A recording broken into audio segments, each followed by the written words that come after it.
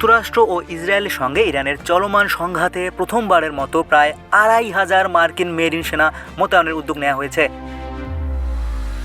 জাপানের ওকিনাওয়ায় অবস্থিত মার্কিন ঘাঁটি থেকে ৩১তম মেরিন এক্সপিডিশনারি ইউনিটের সদস্যরা ইতোমধ্যেই রওনা হয়েছেন। তাদের সঙ্গে রয়েছে উভচর যুদ্ধজাহাজ ইউএসএস ত্রিপলি। এই যুদ্ধজাহাজ থেকে প্রয়োজনে মেরিন সদস্যদের সরাসরি অভিযানে নামানো হবে। সংকটপূর্ণ পরিস্থিতি মোকাবেলা বা ইরানের কোনো গুরুত্বপূর্ণ অঞ্চল নিয়ন্ত্রণে নেয়ার মতো মিশনে তাদের ব্যবহার করা হতে পারে বলে ধারণা করা হচ্ছে। এর ফলে ইরান ও যুক্তরাষ্ট্র ইসরায়েলের চলমান সংঘাতে প্রথমবারের মতো মার্কিন স্থলসেনা সরাসরি মোতায়েন হতে যাচ্ছে। বিশ্লেষকদের মতে এই পদক্ষেপে স্পষ্ট হচ্ছে যে যুক্তরাষ্ট্র ধীরে ধীরে এ যুদ্ধে নিজেদের সামরিক উপস্থিতি বাড়াচ্ছে এবং সংঘাত দ্রুত শেষ হওয়ার সম্ভাবনাও আপাতত কম।